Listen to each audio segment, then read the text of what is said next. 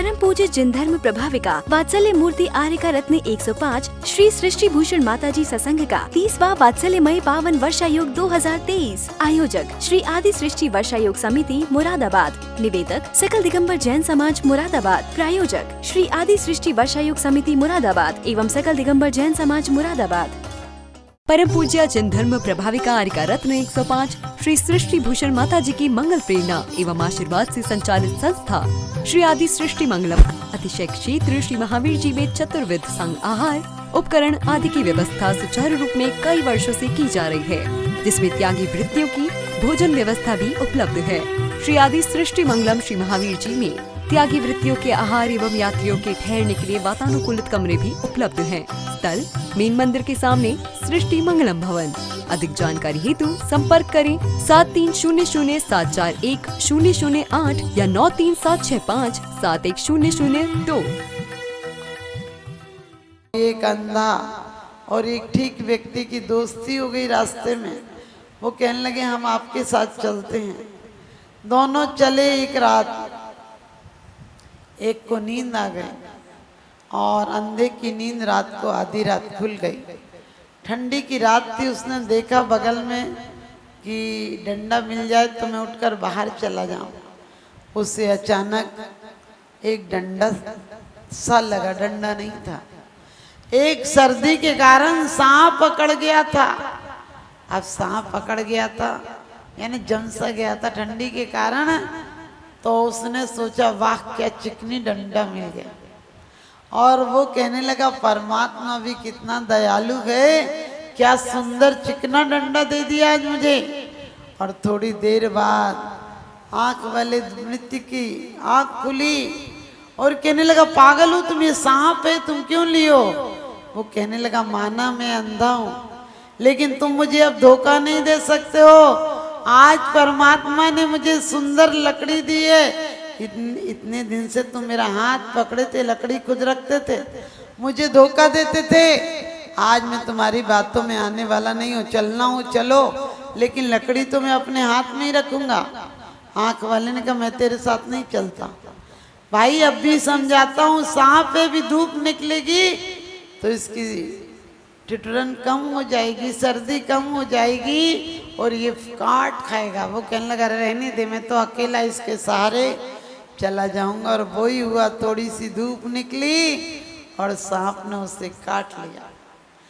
हमारी हालत भी ऐसी है। हमें विषय भोग की चिकनी लाठी मिल गई है और कोई गुरु कहे तो हमें लगता है तुम्हारी बातों में आने वाला नहीं हूँ। इतने लोग जा रहे हैं इस रास्ते पर, बड़े बड़े पढ़े लिखे लोग, बुद्धिमान लोग, और सच पूछो तो 90% लोग तो उसी रास्ते पर जा रहे हैं।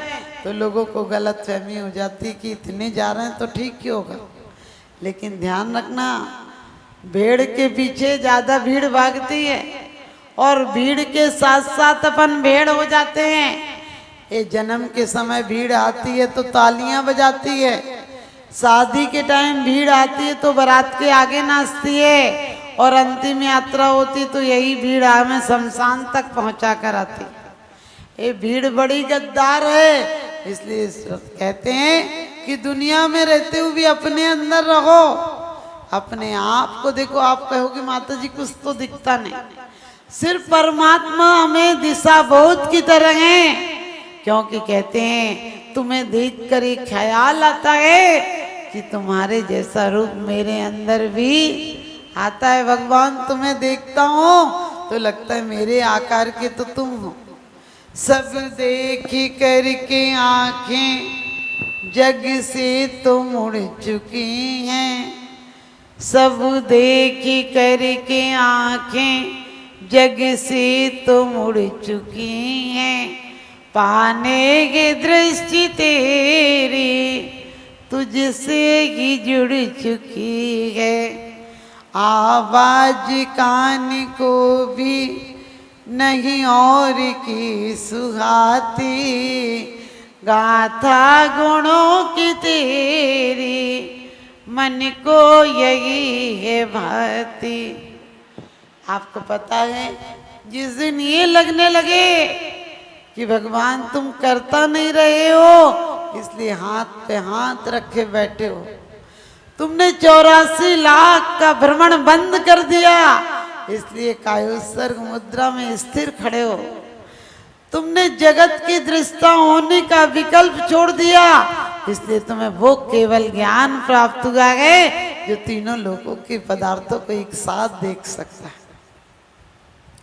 और तुमने अपनी आंखें नासाग्र कर ली हैं कि अब जगत को और नहीं देखना, और मेरे अंदर तुम्हें देखकर ऐसी लौ लग गई है कि अब कान को भी किसी और की आवाजें नहीं सुहाती।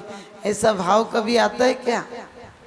झूठ बोलते तुम में व्याकुल भयो, जैसे जलविन मीन, जन्म जरा मेरी हरो करो मोह स्वाधीन। अरे करो मोह स्वाधीन, मछली को जल में रहती तो पता नहीं होता है कि कितनी सुंदर जिंदगी है, जहाँ हो वहाँ जीवन है। और एक शिकारी आता है, कांटे में आटा लगाता है, वो खिलाने को आटा नहीं है, वो मारने के लिए लगा रखा है। आटा तो फंसाने के लिए, कांटे में आटा तो लगाना ही पड़ता है। और आप सबको पता है कि वो आटे में आटा खाने जाती है और कांटा मिल जाता है। और जिस समय कोई मछुआरा तपती धूप में रेत पर फेंक देता है, तब कितना तड़पती है, कितना पछताती है कि हाय ये आटा खाने नहीं जाती तो इतने घाटे का सौदा नहीं होता।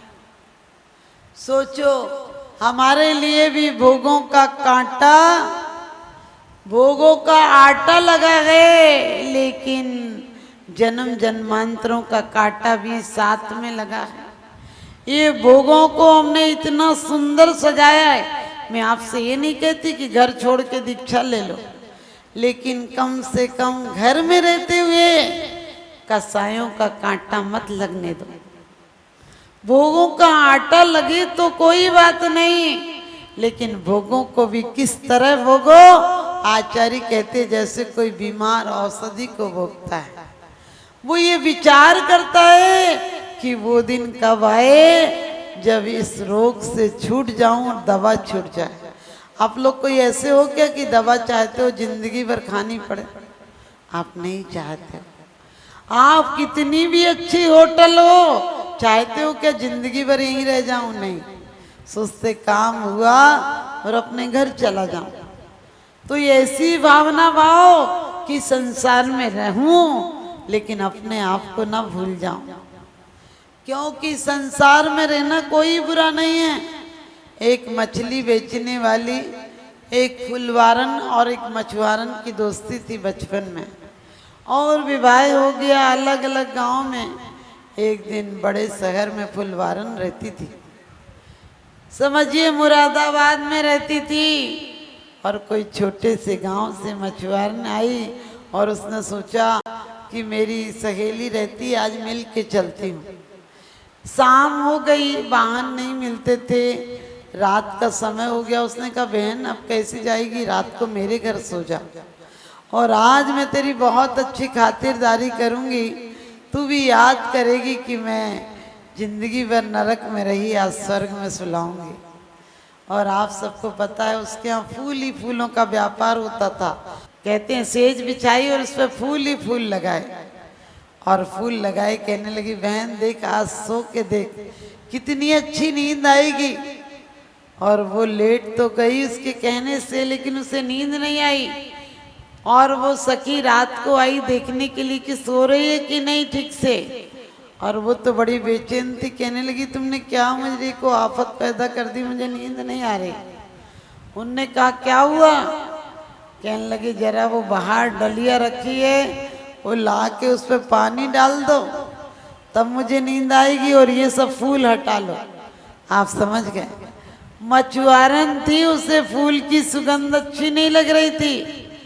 ऐसे ही एक दिन उसका पति भी शहर गया और कहने लगा लोग यहाँ फूलों का अर्क बेचते हैं, जरा जाकर देखूं कैसी सुगंध होती है।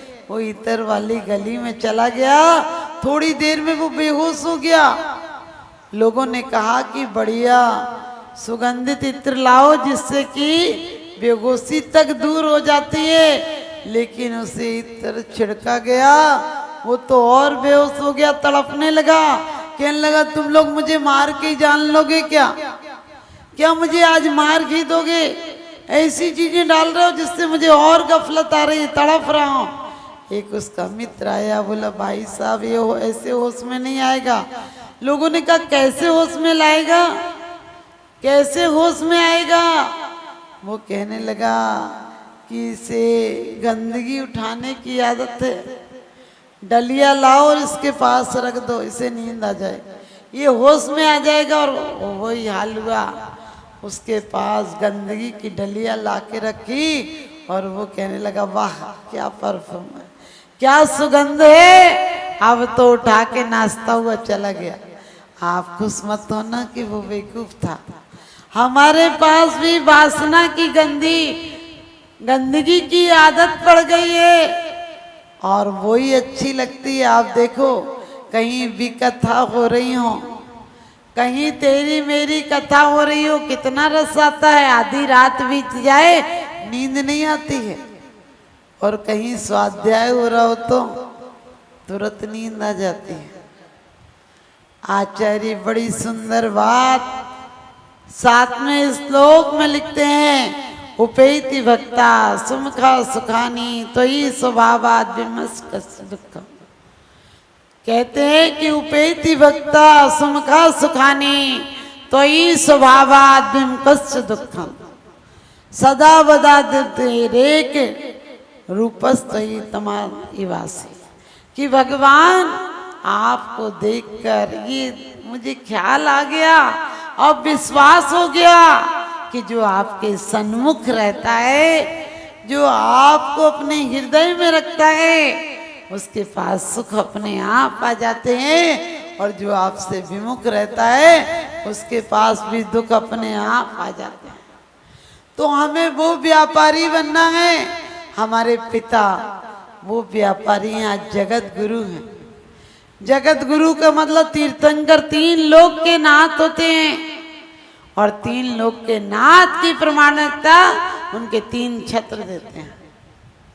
और हमें भी क्या करना है परमात्मा से, ये नहीं कहना है कि परमात्मा मेरे दुख मिटा देना, बल्कि ये कहना है कि आगे दुखों का कारण नहीं मिले, हमारे कारज में, हमारे मोक्ष के कारज में तुम हमारे लिए निमित्त बन जाओ बस। उसके बाद कठिन से कठिन परिस्थितियों को मैं आराम से सह लूंगा। हमारी जितनी सतियां हुई उन पर जितने कष्ट आए, यदि अपन पर आ जाए तो अपन एक दिन में आप समझ जाएं कि धर्म ध्यान तो सबसे पहले छोड़ दें। बोले भगवान कुछ नहीं करता, अरे भगवान वास्तव में नहीं करता। हमारे पिता सिर्फ हमें दिशा बोध देते हैं कि तुम सही मार्ग पर चलो। एक पिता था, अपने बेटे से कहता था बेटा दुकान पर बैठा कर, फल की दुकान थी, सेव फल मिलते थे उसकी दुकान पर। एक दिन पिता ने कहा बेटा मुझे बाहर जाना है, आज तुम दुकान पर बैठो, कम से कम धंधा नहीं सीखोगे तो जीवन में कैसे कमाओगे, कैसे अपना जीवन यापन करोगे। बोला बताओ क्या दुकान में सीखना।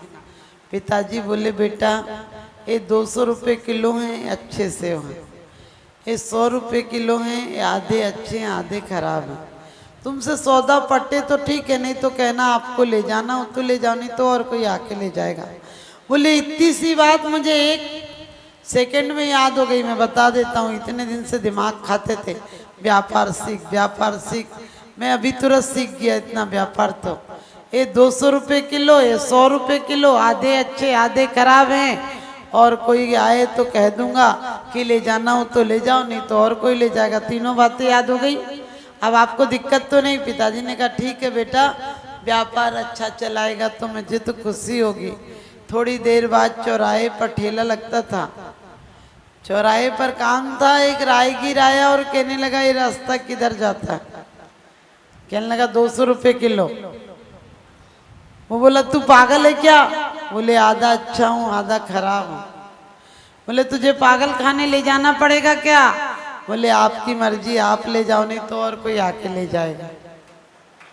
आप समझ गई, अपनी हालत भी ऐसी है कि आप ले जाओ नहीं तो और कोई आके ले जाएगा। यदि पुण्य नहीं किया तो पाप जरूर ले जाएगा। यदि शुभ आश्रव की कला नहीं सीखी, शुभ आश्रव का व्यापार नहीं सीखा, तो अशुभ आश्रव का व्यापार तो अपने आप हो जाएगा। पानी को ऊपर ले जाना हो तो मोटर लगाना पड़ती है, नीचे ले जाना हो तो अपने आप चला जाता है। अपने परिणामों को भी ऊर्ध्वगमन कराना है और हमें यहीं तक, स्वर्ग तक नहीं जाना है। हम स्वर्ग में जाकर फिर क्या होगा, वही भोगों की फिसलन है और हो सकता है एक इंद्री में दोबारा से पैदा हो जाए। हमें सम्यक्त प्राप्त करना है और जाना है तो उन पर्यायों को पाना है, भले चाहे वो पर्याय छोटी हो। दक्षिण दिशा के सारे इंद्र एक भवावतारी होते हैं, सची एक भवावतारी होती है, लोकांतिक देव एक भवावतारी होते हैं और तो और लोकपाल भी, उनके जो चपरासी हैं दरवाजे पर खड़े हैं वो भी एक भवावतारी होते हैं। और विजय वैजयंत आदि के देव भी, सर्वार्थ सिद्धि आदि के देव भी एक भवावतारी होते हैं। तुम ऐसे देवों में जाएंगे कि एक या दो भव पाएंगे, भले सच्ची में चले जाएं लेकिन एक भव बाद। हमें कोई निराश होने की जरूरत नहीं है। स्त्री पर्याय का छेदन नहीं हो, लेकिन आरिका बने, व्रत लें, ऐसी भावना बनाओ। हम व्रतियों की सेवा करें, हम व्रतियों के व्रतों में साधक बने, ऐसी भावना बनाओ।